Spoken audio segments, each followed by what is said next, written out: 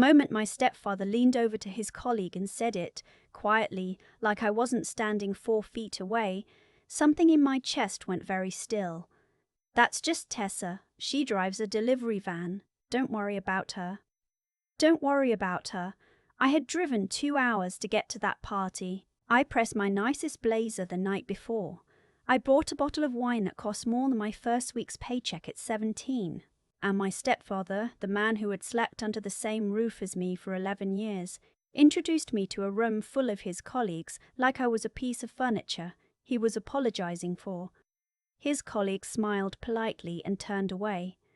My stepfather turned away too, and I stood there in the middle of my uncle's restaurant. My uncle's restaurant, which my company had just quietly acquired 6 weeks earlier, holding a glass of sparkling water and deciding exactly how this night was going to end. I want to tell you who I was before that moment because none of what happened next makes sense without it. I grew up in Dayton, Ohio, in a house that smelled like dryer sheets and unspoken rules. My mom remarried when I was 9. My stepfather wasn't cruel in the way people expect cruelty to look. He never raised his voice. He never broke anything. He was just consistently, methodically absent from anything that involved me. School plays, report cards, college applications. When I made the honor roll 3 semesters in a row, he said, and went back to his laptop. When my half-brother Marcus scored 2 touchdowns at a varsity game, my stepfather rented out the back room of a steakhouse and invited 30 people. I understood the hierarchy early. Marcus was the future. I was the background. My mum is a gentle person, the kind who smooths things over before they become things. She has this way of tilting her head slightly when she senses conflict coming, like she's trying to redirect it with body language alone. She loves me, I know she does, but she loves peace more. She spent my entire childhood choosing peace. When I was 16, I told her I wanted to study business. She said, "Sweetheart, that's competitive." When I said I'd applied to Ohio State and gotten in, she hugged me and then said, "Your brother's baseball camp is that same weekend, so we won't be able to move you in, but I'll mail you some things." I moved myself in. I carried boxes up 3 flights of stairs alone and ate a granola bar for dinner and did not cry until the room was dark. I graduated with a degree in supply chain management. My stepfather came to the ceremony because my mum made him. He shook my hand like I was a stranger's kid at a birthday party.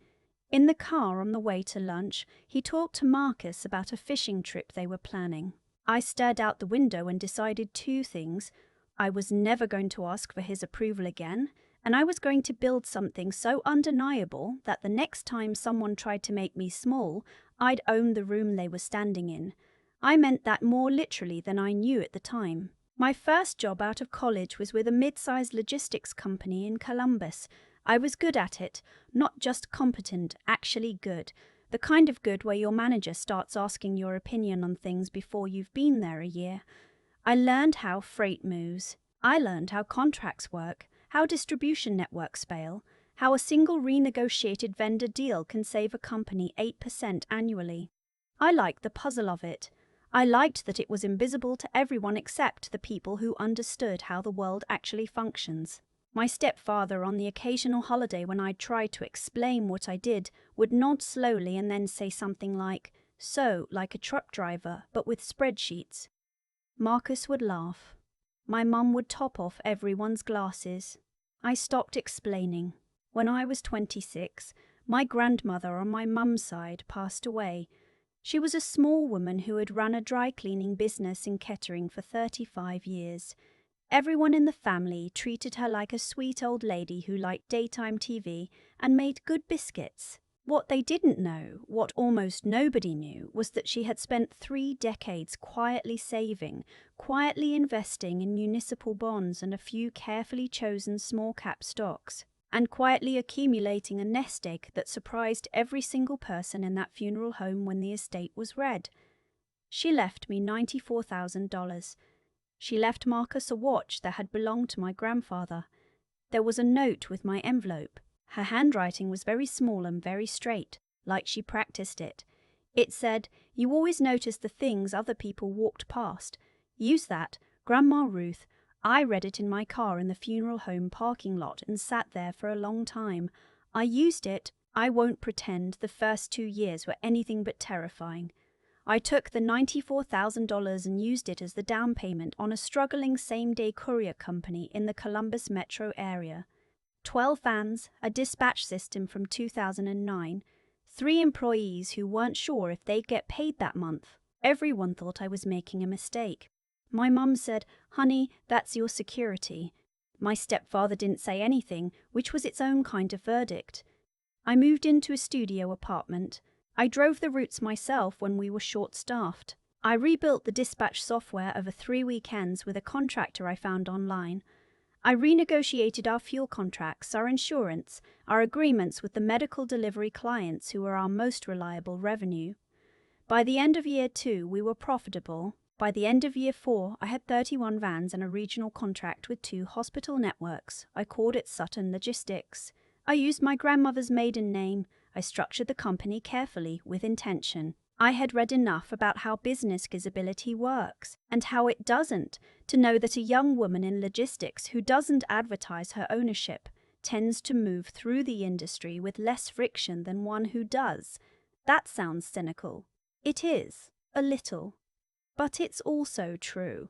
So Sutton Logistics operated under a holding company, and my name was on the documents that mattered, but not the ones that people Googled. To my family, I drove a van. That part was actually true for a while. I just also owned the van, and eventually the company that owned the van, and eventually the distribution contracts that fed 12 other companies in central Ohio. By the time I was 32, Sutton Logistics had expanded into last-mile pharmaceutical delivery across 4 states. We had 200 employees. Our annual revenue was just under $40 million. I had moved into a condo on the 14th floor of a building in downtown Columbus that had a concierge and a roof deck and a view of the river that I never got tired of looking at. My stepfather still thought I drove a van. The party where everything changed was my uncle's 60th birthday.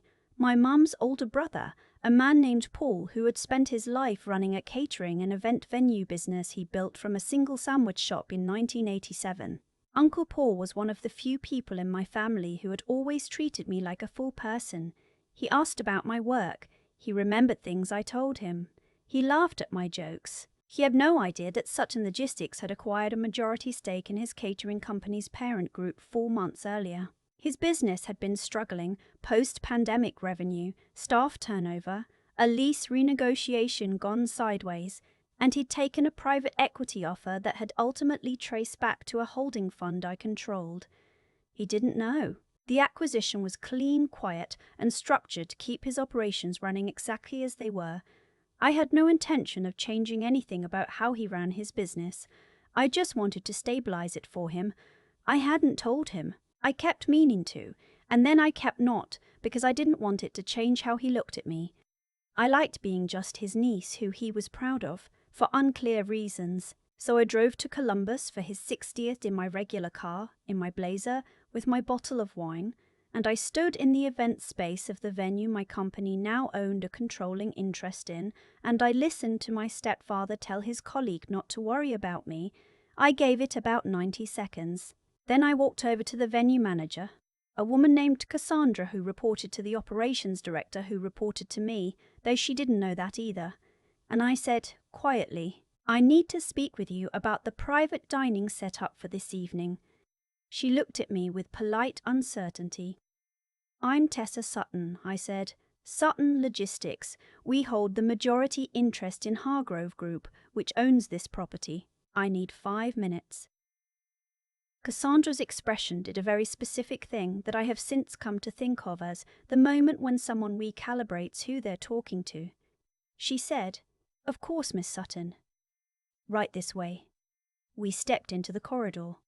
I didn't do anything dramatic. I didn't cancel the party or shut off the lights. I asked her to hold the catering invoice for the evening because I wanted to review the vendor contracts on a line item that had flagged in our quarterly audit. Perfectly routine, completely within my authority as a controlling stakeholder. It meant that when my stepfather went to settle the bill at the end of the night, he had insisted on paying loudly as a demonstration of generosity. There was no bill, because the bill was on hold pending stakeholder review. and Cassandra had to explain, professionally and apologetically, that the invoice was being reviewed by the ownership group. "Who's the ownership group?" my stepfather asked. Cassandra looked at me. I was standing 6 feet away with my sparkling water. "Miss Sutton can explain," Cassandra said. I watched my stepfather turn around. I watched the specific sequence of his face, confusion, then a slow recalibration, then something I had never seen him direct at me before. Attention. Real attention. The kind that means someone is actually trying to understand what they're looking at. "Tessa," he said. "What is this?" "Sutton Logistics acquired a majority stake in Hargrove Group in March," I said, "which includes this venue. Uncle Paul's catering operation runs through the same group. The invoice is on hold because I flagged a vendor contract for review earlier today. It's nothing that affects tonight. The party is fine. You're welcome to stay." My stepfather stared at me. "You own this place," he said. "The company I founded owns a controlling interest in the parent group, yes." He looked around the room at the lights he'd admired, the catering spread he'd praised, the table linens he touched and nodded at approvingly. "Since when?" he said. It wasn't really a question. "March," I said again. "Though Sutton Logistics has been operating for 6 years. Uncle Paul had made his way over by then, drawn by the shift in the room's energy the way he always was. He had a gift for sensing when a conversation needed a witness or a buffer." He looked between us. "Everything okay?" he said. "Your niece," my stepfather said slowly, "apparently owns part of your business." Uncle Paul looked at me. I had been dreading this part more than any other part. He was quiet for a moment. Then he said, that explains why the lease renegotiation went so smoothly." And then he laughed, a real laugh, the kind that comes from somewhere genuine, and put his arm around my shoulders and said, "Well, I guess I should have been nicer to you at Christmas.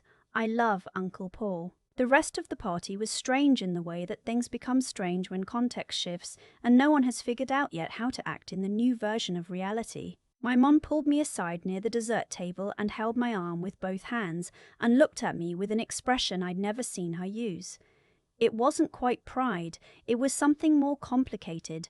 Recognition, maybe, and underneath it a shadow of something that might have been guilt. "You've been doing this the whole time," she said.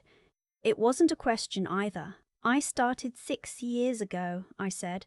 "Grandma Ruth's money was the seed capital."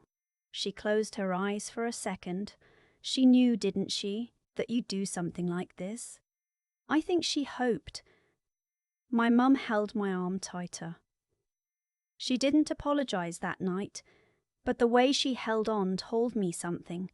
My stepfather did not come find me for the rest of the party. I watched him from across the room.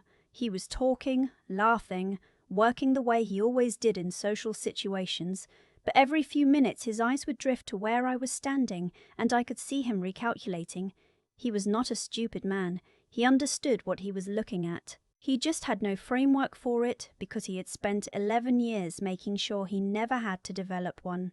I drove home at midnight and sat in my car in the parking garage of my building for a while, not ready to go upstairs yet. My hands weren't shaking. I wasn't upset. I felt something much quieter than I expected, something that had more to do with exhaustion than triumph. I had spent 6 years building something real, and the reveal of it hadn't felt like victory. It had felt like putting down a weight I'd been carrying so long I'd forgotten it was there. 3 days after the party, my stepfather texted me. He asked if we could have lunch. I stared at the message for a long time before I responded. We met at a place near his office. He was already there when I arrived, which was unusual. He was a man who believed in the power of making people wait. He stood up when I walked in, which was also unusual. We ordered. For a few minutes we talked around it. Then he put his fork down. "I owe you an apology," he said. "I didn't say anything. I've been thinking about it for 3 days," he said. "What I said at the party, don't worry about her. I've been going over every time I've said something like that, or done something like that, and there's a lot of them." He paused. "I don't have a good explanation. I think I saw what I expected to see, and I kept expecting it." I looked at him across the table. He was 61 years old. He looked tired in a way I hadn't noticed before. "What did you expect to see?" I asked. He thought about it. "Someone who needed things from me. And when you just kept going without, I think I convinced myself that you didn't need anything from me, that you were fine. It was easier than admitting I wasn't paying attention. I cut a piece of something on my plate and didn't eat it. I needed you to come to my graduation," I said. He nodded. "I needed you to not turn away every time I tried to explain what I was doing with my work." He nodded again.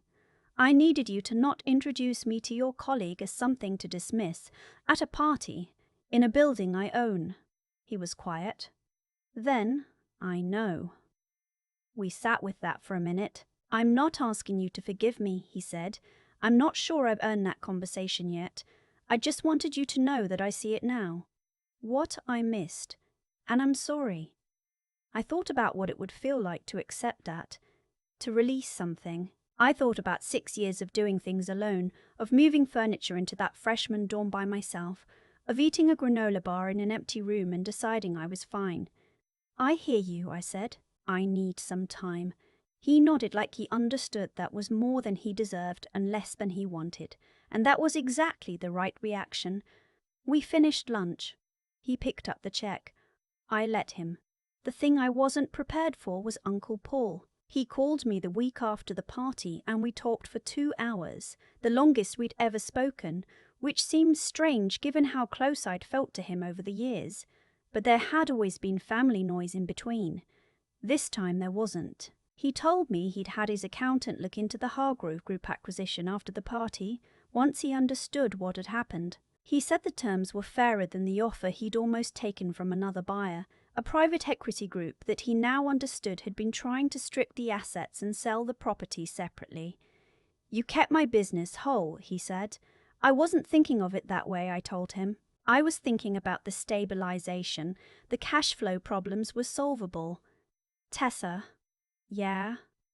"You were thinking of it that way." I didn't argue. "Why didn't you tell me?" he asked. I tried to explain it, about not wanting him to look at me differently, about being tired of having my identity as the niece he was fond of, replaced by whatever more complicated thing I would become once he understood what I actually did. He listened without interrupting. "Can I say something?" he said when I was done. "Sure, I was always proud of you. Before I knew any of this, I'd been proud of you since you were 12 years old, and you organized the cooler at the family 4th of July because nobody else was doing it right, and you didn't make a big deal about it, you just did it." I laughed despite myself. "The stuff I know now," he said, "it's not what makes me proud of you. It's just proof of the thing I already knew." I didn't have anything to say to that. I just held the phone and let it settle.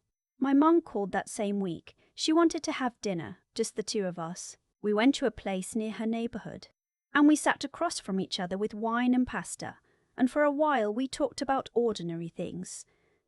And then she put her glass down and looked at me. "I want to understand what Grandma Ruth gave you," she said. "Not the money, the other thing."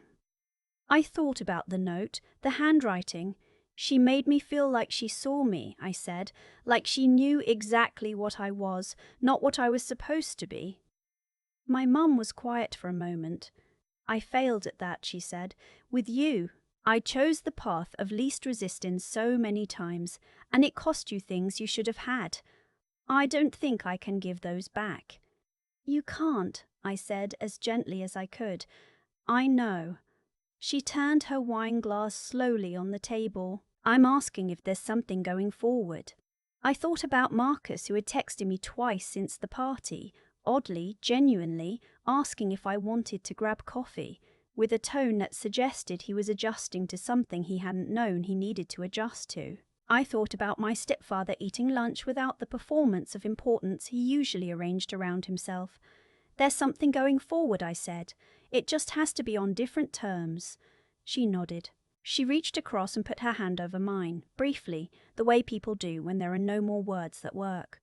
The adjustment my company made afterward was, from a business perspective, unremarkable. I brought in an operations consultant to work directly with Uncle Paul's team, and we cleared the vendor backlog that had been creating the cash flow problem. The venue booked out its spring calendar faster than it had in 4 years. Uncle Paul sent me a text message that was just a string of small champagne bottle emojis, which I saved. What was harder to manage was the part that happened inside me. I have spent 6 years working to become someone who didn't need external validation to feel solid, and for the most part I had succeeded. But I would be lying if I said that the party hadn't cracked open something I hadn't been aware was still sealed.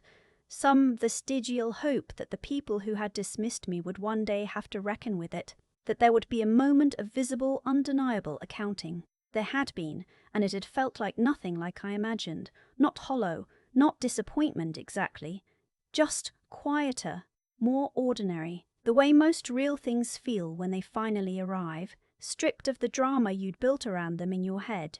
I started talking to a therapist that fall. She has very direct eyes and a habit of letting silences get long enough that you fill them with the thing you actually meant to say. In our third session, she asked me what I would have wanted my stepfather to say at that party. Not what he said, not what he later said at lunch, but what I would have wanted. I thought about it for a long time. I wanted him to introduce me as someone worth knowing, I said finally, before he knew about the company. Just as myself. She wrote something down. And is that something you can give yourself? I thought about my grandmother's note, the small, straight handwriting. I'm working on it, I said. I still drive sometimes. Not because I have to. I have a COO, an operations director, a full dispatch team. But I keep one route, one Wednesday a month, a medical courier loop through the south side of Columbus that I picked up in year 1 and never gave away. I like being in the van. I like the specific problem-solving of the road, the timing, the sequence, the satisfaction of the signature on the last delivery before I turn back. I don't advertise it. My employees know because they've seen me check in at dispatch. They don't make a big deal out of it. Neither do I. My stepfather knows the full shape of what I built now. He has not fully understood it yet. I don't think he will for a while, maybe ever.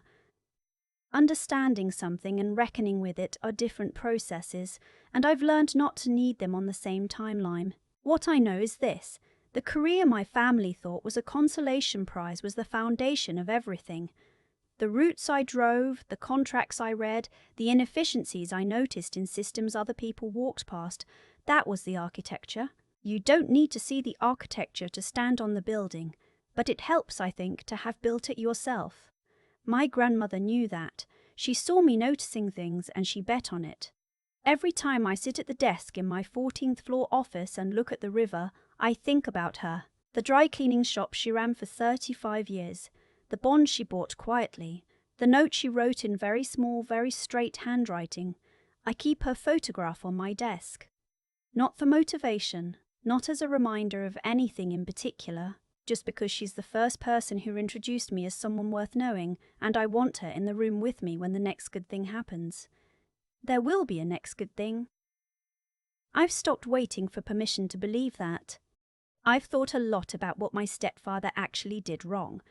Not just the party, not just the don't worry about her, the whole pattern of it.